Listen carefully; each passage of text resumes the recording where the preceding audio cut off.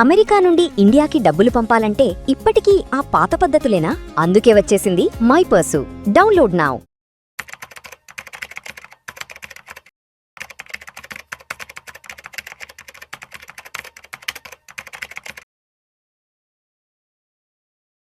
నమస్తే, welcome to Suman TV. నేను విష్ణు. ప్రస్తుతం నాతో పాటు AMFI registered mutual fund distributor Giribabu గారు ఉన్నారు. సార్తో మాట్లాడదాం.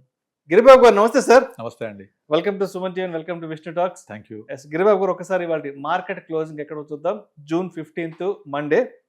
సెన్సెక్స్ విషయానికి వస్తే 736 పాయింట్ల లాభంతో 76,264 వద్ద క్లోజ్ అయింది. నిఫ్టీ విషయానికి వస్తే 231 పాయింట్ల లాభంతో 23,853 వద్ద క్లోజ్ అయింది.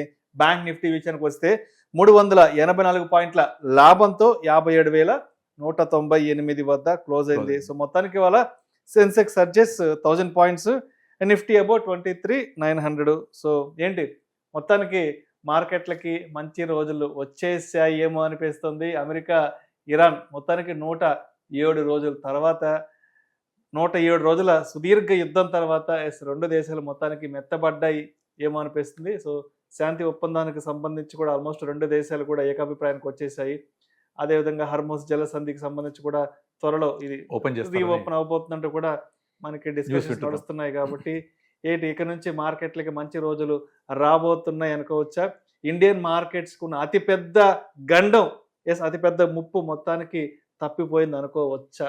యాక్చువల్గా మనము 107 రోజులు అంటే ఆల్మోస్ట్ ఫిబ్రవరి 28కి శుక్రవారం సాయంత్రం ఉన్న ఫలంగా ఒక్కసారి విరుచుకుపడి ఇరాన్ మీద వాళ్ళ సుప్రీం లీడర్ ఖమైనీని అంతమొందించడం మనం చూస్తే, వార్ స్టార్ట్ అయిన మొదటి రోజే అంటే శుక్రవారం సాయంత్రం మన మార్కెట్ క్లోజ్ అయిన తర్వాత శనివారం నాడు జరిగిన మొదటి యుద్ధం రోజే వాళ్ళ సుప్రీం లీడర్ని చంపేయడం జరిగింది. దాంతో మనం ఏమనుకున్నామంటే ఇంకా వార్ క్లోజ్ అయిపోయినట్టే, ఇక ఇరాన్ దారికి వచ్చినట్టే, వాళ్ళ జనరల్గా రాజుగారు లొంగిపోతే ఇంకా సరెండర్ అయిపోతుంది. కానీ ఎవరు ఊహించినట్టుగా, అందరికంటే ముఖ్యంగా ట్రంప్ కూడా ఊహించలేదు, ఇలా 107 రోజుల పాటు వీళ్ళని ప్రతిఘటిస్తూ యుద్ధం చేస్తూ అలా కొనసాగుతారని. ఇప్పుడు పరిస్థితి ఏమైందంటే, ఎలా మొదలు పెట్టారో అలా ఆపాలి అంటే ఈ అమెరికాకు వశపడట్లేదు. అది స్టార్ట్ చేయడం అయితే స్టార్ట్ చేసేసారు. దీన్ని ఎక్కడ ఆపాలి, ఎలా ఆపాలి, అలా అని చెప్పేసి తగ్గొద్దు మళ్ళీ ఎక్కడ. అలా ఆపడానికి మొత్తానికి అమెరికా రకరకాలుగా ప్రయత్నాలు చేసి పీస్ టాక్స్ అని, ఇక రేపు పొద్దున 5 తర్వాత ఇరాను ప్రపంచ పటంలో ఉండదు అని, 4 వరకల్లా పాకిస్తాన్ ఎంటర్ అవ్వడము, మళ్ళీ మనం చూసాము అన్ని డ్రామాలు. చాలా 100 రోజులకు పైగా రకరకాల అనౌన్స్మెంట్లు, రకరకాల రీసెంట్ మొన్న శుక్రవారం కూడా ఇక రేపు మొత్తం మేము విపరీతంగా విరుచుకుపడతాము, ఇరాన్ పని అయిపోయింది అని న్యూస్ ఇవ్వడం. సాయంత్రంగానే ఓకే వాళ్ళు మా దగ్గరికి వచ్చారు, మేము మాట్లాడుతాం, ఇలా మనకు మళ్ళీ న్యూస్ లీక్ చేయడము, ఇవన్నీ చూసాం. మొత్తానికి మీకు శుభం కార్డు పడింది. 107 రోజుల తర్వాత సుదీర్ఘ యుద్ధానికి శుభం పడలేదు. జూన్ 19 జెనీవా స్విట్జర్లాండ్ లో శాంతి ఒప్పందం అంటే పీస్ ట్రీట్ సైన్ చేస్తారు అని న్యూస్ వచ్చింది. దాంతో ఇమీడియట్లీ మార్కెట్లు మన శుక్రవారం నాడు 1695 అంటే ఆల్మోస్ట్ 1700, ఇవాళ 700, 2400 సెన్సెక్స్ అంటే ఆల్మోస్ట్ ఆల్ మనము నిఫ్టీ చూసుకుంటే దగ్గర ఒక 700 పాయింట్ నిఫ్టీ. నిజంగా చెప్పాలంటే ఒక బ్రీతింగ్ స్పేస్ ఇచ్చింది చెప్పొచ్చు. మంచి బ్రీతింగ్ స్పేస్ ఇచ్చింది. అండ్ సెన్సెక్స్ ముఖ్యంగా ఒక 2400 పెరగడం అనేది దాదాపు అన్ని సెగ్మెంట్స్లో కూడా ఒక చిన్న యూటర్న్ తీసుకుని కనిపించింది. వాటన్నిటికంటే ముఖ్యంగా క్రూడ్ ఆయిల్ చాలా చల్లబడింది. క్రూడ్ ఆయిల్ అంతకుముందు వరకు 100 నుంచి దిగిరాను అన్న క్రూడ్ ఆయిల్ ఇప్పుడు 85 వచ్చేసింది. ఇది ముఖ్యంగా మార్కెట్ పెరగడానికి గల మెయిన్, మార్కెట్లకి ముఖ్యమైన ఆయుపట్టు మార్కెట్కి ఇంధనం. ఎందుకంటే మనకు ప్రపంచవ్యాప్తంగా మన క్రూడ్ ఆయిల్ అనేది ప్రపంచాన్ని నడిపించే ఒక ఇంధనం అది. సో అది ఇండియాకి చాలా అవసరం. 90% మన క్రూడ్ ఆయిల్ అవసరాలన్నీ కూడా ఇంపోర్ట్ ద్వారానే మనం నెరవేర్చుకుంటాం.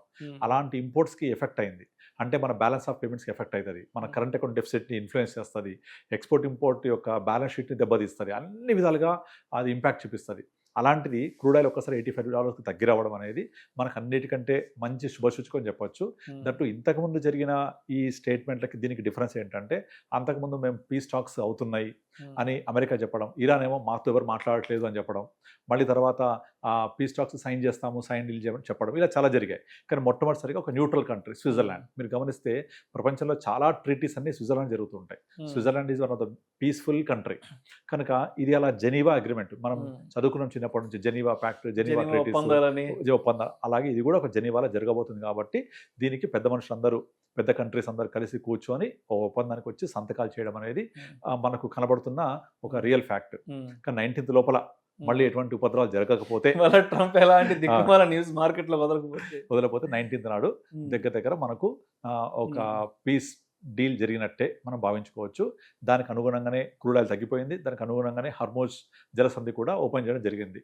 కానీ మళ్ళీ హర్మోజ్ ఫిబ్రవరికి ముందు లాంటి ప్యాసేజ్ అంతా రావాలంటే కొంచెం టైం పడుతుంది. నెమ్మదిగా సర్దుకుంటూ ఉంటాయి. కానీ ఈ లోపలే క్రూడ్ ఆయిల్ తగ్గిపోవడం అనేది చాలా మంచి పరిణామం. ఇది మార్కెట్లకు ఒక మంచి యూటర్న్ లాంటిది అని చెప్పొచ్చు. సో ఎవరైతే లాస్ట్ 2 years నుంచి మార్కెట్ల వల్ల ఇబ్బంది పడుతూ ఆల్మోస్ట్ 2024 సెప్టెంబర్ 27th నాడు సెన్సెక్స్ 85,700 పాయింట్స్ హైయెస్ట్ పాయింట్కి వెళ్ళింది. 27 సెప్టెంబర్ 2024. మళ్ళీ మనం జూన్ 26కి వచ్చేసాము. అంటే ఆల్మోస్ట్ ఆల్ ఒక 12, 15 ప్లస్ 19 నెలలు, దగ్గర 20 నెలలు, దగ్గర 20 నెలల నుంచి మార్కెట్లు మొత్తం నెల చూపులే చూస్తూ ఉన్నాయి. ఒక విధంగా చెప్పాలంటే more than 10% Sensex Nifty and more than 5-10% mid cap, small cap, bank Nifty చెప్పక్కర్లేదు, ఇవన్నీ కూడా డౌన్ ట్రెండ్ వచ్చేసాయి. అలాంటి వాటన్నిటికీ ఒక మంచి ఒక ఆక్సిజన్ లాంటి వార్త ఇది. అండ్ అదే కాకుండా ప్రపంచవ్యాప్తంగా ఇది చాలా పరిణామాలకి, చాలా చేంజెస్కి దారితీసింది. ఇప్పుడు ముఖ్యంగా ఇండియా పరంగా తీసుకుంటే, ఇప్పుడు మనము 1960-70s జరిగిన పాకిస్తాన్ యుద్ధం ఉంది కదా, ఆ పాకిస్తాన్ యుద్ధం జరిగిన తర్వాత జరిగిన పరిణామం ఏంటి? పాకిస్తాన్ యుద్ధం జరుగుతుంటే ఇండియా కనుక ఆపకపోతే మేము మీకు గోధుమలు సప్లై చేయమని ఇండియాని బెదిరించింది. అప్పటి ప్రైమ్ మినిస్టర్ ఏం చేశారు? అలా మనకు గోధుమలు సప్లై చేయకపోతే ఇండియాకి ఇబ్బంది అవుతుంది కనుక వాళ్ళు అలా ఇంకోసారి ఎప్పుడు మనం బెదిరించే అవసరం రాకుండా మనం ఒక గ్రీన్ రెవల్యూషన్ తీసుకొద్దాము, హరిత విప్లవం తీసుకొచ్చి మన గోధుమ పంటని బలోపేతం చేసుకుందామని చెప్పేసి మనం ఒక పాఠం నేర్చుకొని అప్పుడు ప్రైమ్ మినిస్టర్ డాక్టర్ స్వామినాథన్ నేతృత్వంలో గ్రీన్ రెవల్యూషన్ ఇంట్రొడ్యూస్ చేశారు. అలా గ్రీన్ రెవల్యూషనే హరిత విప్లవం అంటాం మనం. అది గోధుమ పంట ఈ రోజు ఇలా రావడానికి ఒక దోహదం చేసింది. అలాగే సిమిలర్ అంతటి ఇంపాక్ట్ ఉండేది ఇప్పుడు ఇది కూడా. ఇప్పుడు క్రూడ్ ఆయిల్ మనకు ఎంత ఇంపార్టెంట్, వాళ్ళకి హర్మూజ్ జలసంధి నుంచి ఆపేయడంతో ఇండియాకి క్రూడ్ రాకపోవడం, మనం గ్యాస్ సప్లైస్ చూస్తూ ఉన్నాము. సడన్గా గ్యాస్ బండ ధర విపరీతంగా పెరిగిపోయింది. కమర్షియల్ అయితే చెప్పక్కర్లేదు, హోటల్స్లలో సప్లైస్ లెక్క ఆపేయడము, ఈ హాస్టల్స్ వాళ్ళు చేయలేము, ఇన్ని చూసాం కదా. సో ఇండియాకి చాలా అవసరం అది. కనుక మనం ఏం చేయాలి? దీనికి మనము ప్రత్యామ్నాయం ఎంచుకోవాలి, ప్రత్యామ్నాయ ప్రణాళికలు చేసుకుంటుండాలి. దాంట్లో ముఖ్యంగా మనం చేసింది ethanol blend, E25, E20, E30 అని చెప్పేసి కొత్త రకాల క్రూడ్ మన పెట్రోల్ని ఇథనాల్ బ్లెండ్ తోటి తీసుకొస్తున్నారు. ఇవన్నీ కూడా ఇండియాకి ఏమవుతుందంటే ఎంత పర్సెంటేజ్ ఇథనాల్ పెంచుతారో అందులో కలపడం అనేది అంత మేరకు మన క్రూడ్ ఆయిల్ కన్సంప్షన్ తగ్గుద్ది. అంత మేరకు ఇంకొక ఇంపార్టెంట్ అంటే చెరుకు రైతులకి ఇది ఒక బై ప్రొడక్ట్ లాగా అమ్ముకోవడానికి వాళ్ళకు ఒక అవకాశం దొరుకుతుంది, వాళ్ళకు మార్కెటింగ్ అవకాశం ఉంటుంది. కనుక చెరుకు రైతులకి ఇది మంచి శుభవార్త. అట్లా ఇండియా చెరుకు రైతులకు ఒకలాంటి వ్యాపార అవకాశాలు కల్పించడమే కాకుండా మన క్రూడ్ ఆయిల్ ఇంపోర్ట్స్ తగ్గడం వల్ల ఇండియాకి మంచి జరుగుతుంది ఫ్యూచర్లో. అంటే మన ఒక బ్యాలెన్స్ ఆఫ్ పేమెంట్స్ స్ట్రాంగ్ అవుతుంది, క్రూడ్ ఆయిల్ తగ్గడం వల్ల ఇంపోర్ట్స్ మన డాలర్ స్ట్రెంత్ అవుతుంది, అది అన్నిటికీ పాజిటివ్ ఎఫెక్ట్ అవుతుంది. కనుక ఈ యుద్ధంలో మనం నేర్చుకున్న ముఖ్య పాఠం ఏంటంటే ఇండియా క్రూడ్ ఆయిల్ విషయంలో మనం ఇంతలా డిపెండ్ అవ్వడం అనేది మంచిది కాదు, దాన్ని ఎలా మనం ప్రత్యామ్నాయ మార్గాల ద్వారా ఎదుర్కోవాలి అనే ఒక మంచి పాఠం నేర్చుకుంది. అది ఇండియన్ ఎకానమీ బలోపేతానికి ఒక మంచి అవకాశం ఏర్పడుతుంది. రెండోది మనకు చాలా కన్సెన్సస్ ఏం చెప్తున్నాయంటే లైక్ నెక్స్ట్ రాబోయే 2026, 2027, 2028 ఈ పీరియడ్లో అన్ని కంపెనీస్ యొక్క రిజల్ట్స్ కానీ, అన్ని కంపెనీస్ యొక్క బ్యాలెన్స్ షీట్స్ కానీ, వాటి యొక్క పనితనం కానీ, కంపెనీస్ నెంబర్స్ కానీ, అంటే ప్రాఫిట్స్ అవన్నీ కూడా చాలా బెటర్గా ఉండబోతున్నాయని న్యూస్ వస్తుంది. ఈ నెంబర్స్ సరిగా లేకపోవడం వల్ల కూడా లాస్ట్ 1-2 years పడింది. ముఖ్యంగా అన్నిటికంటే FIS చాలా ఎగ్జిట్ అయ్యారు ఇండియా నుంచి. FIS ఎగ్జిట్ అవ్వడం అనేది ఎంతలా ఉందంటే క్వాంటమ్ ఆఫ్ ఎగ్జిట్ అది 2008తో కంపేర్ చేసుకుంటే ఇది చాలా ఎక్కువ. కానీ ఫాల్ ఆఫ్ మార్కెట్ చూస్తే అప్పటికంటే ఇప్పుడు చాలా తక్కువ. క్వాంటమ్ ఆఫ్ ఎగ్జిట్ ఏమో ఇప్పుడు ఎక్కువ, కానీ ఫాల్ ఆఫ్ మార్కెట్ ఏమో అప్పుడు చాలా ఎక్కువ. Though the exit is very less at the time. కారణం ఏంటంటే మన ఇండియన్ మార్కెట్కి మొత్తం వెనుదనగా ఉంది, సపోర్ట్ చేసినంత డొమెస్టిక్ ఇన్వెస్టర్స్, DIA. ఆ DIA సపోర్ట్ చేయడం వల్ల SIP ద్వారా, మ్యూచువల్ ఫండ్స్ ద్వారా, యూలిప్ పాలసీస్ ద్వారా మార్కెట్లోకి ఎంటర్ అవుతూ వాళ్ళు ఎంత మొత్తం అయితే అమ్ముతున్నారో FIS అంతకు సమానంగా ఇండియన్స్ కొంటూ వస్తున్నారు. సో ఇప్పుడు కనుక మనం ఇది ఇంకా కంటిన్యూ అవుతే ఇక India economy, Indian markets FIs మీద డిపెండ్ అవ్వడం చాలా తగ్గిపోతుంది. ఇది కూడా మనకు చాలా మంచి పరిణామమే. సో వాళ్ళు ఎంత ఎగ్జిట్ అయినా కూడా మన మార్కెట్ పడుతున్నా కొద్దీ మనం అబ్జర్వ్ చేసుకుంటూ ఉన్నాం. అది అబ్జర్వ్ చేసుకుంటూ మార్కెట్ని చాలా స్ట్రెంత్గా నిలబెట్టగలిగాం. కనుక ఇక్కడ నుంచి కనుక ఇవన్నీ పాజిటివ్ టర్న్ ఓవర్ అయితే మనము 1,00,000 సెన్సెక్స్ చూడడం అనేది అది అతిశయోక్తి కాదు. మేబీ 2-3 years కూడా చూడొచ్చు కూడా మనం. అన్ని కంపెనీస్, అన్ని రీసెర్చ్ అదే చెప్తున్నాయి.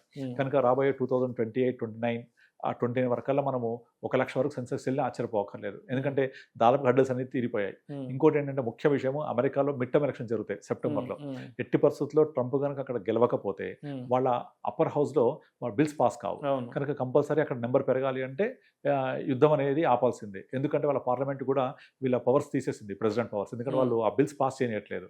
తనకు కూడా చాలా ఇబ్బందిగా ఉంది మిస్టర్ ప్రెసిడెంట్కి. దాంతో ఎట్టి పరిస్థితుల్లో యుద్ధాన్ని ఆపాలి, దాంతో మొత్తం సెటరేట్ చేయాలి. ఇంకా తనకున్న టర్మ్ 2 years. ఈ లోపల ఒక నోబెల్ ప్రైజ్ తెచ్చుకోవాలని చాలా బలమైన కోరిక ఉంది ఆయనకు కూడా. కనుక ఈ జెనీవా పీస్ టాక్స్ని దానికి ఒక వేదిక వాడుకోవచ్చు. సో అలా అన్ని విధాలుగా కూడా మనము ఈ జెనీవాలో జరిగే ఒప్పందము మనం చూడబోతున్నాం నెక్స్ట్ 4-5 daysలో. దాని తర్వాత మార్కెట్స్ అన్ని ఆల్రెడీ డిస్కౌంట్ అవుతున్నాయి ముందు నుంచే. ఈ పరుగు ఇక్కడితో ఆగకుండా ఇంకా ముందుకెళ్ళి కొత్త హై చూస్తుంటాము మనం భవిష్యత్తులో. ఈ కొత్త హై అనేది ఎంతో దూరంలో కూడా లేదు. ఒక్కసారి మార్కెట్ కనుక రికవరీ మొదలు పెడితే విత్ ఇన్ నో టైం వెళ్ళిపోద్ది పైకి. రైట్. సో గిరిబాబు గారు, ఇంకొక 4-5 రోజుల్లో ఈ శాంతి ఒప్పందానికి సంబంధించిన చర్చలు, దానికి సంబంధించిన సంతకాలు ఇవన్నీ పరిపూర్ణం అయిపోతే, పరిపూర్ణం అయిన తర్వాత మన ఇండియన్ మార్కెట్స్ అప్రతిహాతంగా కనుక ముందుకెళ్తే ప్రధానంగా ఏ సెక్టార్లు ఇక్కడ బాగా బలపడే అవకాశం ఉందంటారు మన ఇండియన్ స్టాక్ మార్కెట్? ముఖ్యంగా అన్నిటికంటే ఎక్కువ మెటల్ సెగ్మెంట్. మెటల్ సెగ్మెంట్కి చాలా స్కోప్ ఉంది పెరగడానికి.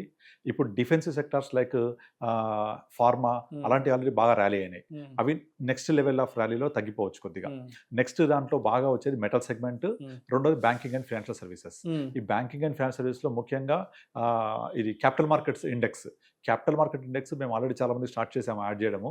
ఈ capital market index is going to be the next big thing in next 2 to 3 years. ఈ క్యాపిటల్ మార్కెట్ ఇండెక్స్ అంటే ఏవైతే companies related to capital markets ఉంటాయో అవన్నీ కూడా నెక్స్ట్ ర్యాలీలో ముందుండి నడిపిస్తాయి.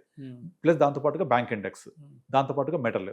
సో అండ్ క్రూడ్ ఆయిల్ కూడా తగ్గుతుంది కాబట్టి ఆ రిలేటెడ్గా ఇన్ఫ్రాస్ట్రక్చర్ కంపెనీస్ కూడా ఇవన్నీ కూడా ముందుండి ఎకానమీని ముందుకు తీసుకెళ్తూ ఉంటాయి. ఇక డిఫెన్సివ్ సెక్టార్స్ కొంచెం వెనక్కి తగ్గుతాయి అండ్ ప్రోగ్రెసివ్ సెక్టార్స్ ముందుకెళ్తూ ఉంటాయి. లైక్ డిఫెన్స్ కావచ్చు, లేకపోతే ఇంకా మీకు ఫార్మా కాదు, ఇది మన మెటల్స్ తర్వాత ఇది కెమికల్ ఇండస్ట్రీ, ఇవన్నీ కూడా చాలా ముందుకెళ్తూ ఉంటాయి. ముఖ్యంగా ఇన్ఫ్రాస్ట్రక్చర్ రిలేటెడ్ కూడా, ఎనర్జీ రిలేటెడ్ అన్నిటికీ ఇంపార్టెంట్. ఎనర్జీ రిలేటెడ్లో మీకు సోలార్ రిలేటెడ్, తర్వాత క్రూడ్ ఆయిల్కి ఏవైతే సపోర్టింగ్గా ఉంటాయో ఈ కంపెనీస్ అన్నీ ముందుకెళ్తూ ఉంటాయి చాలా ఫాస్ట్గా. సో మన ఇన్వెస్ట్మెంట్స్ కూడా ఈ విధంగా మనము డిఫెన్సివ్ సెక్టర్ నుంచి బయటకు వచ్చి అఫెన్సివ్ సెక్టర్లకు వెళ్తే మన పోర్ట్ఫోలియో కూడా చాలా మంచిగా ముందుకెళ్తూ ఉంటుంది.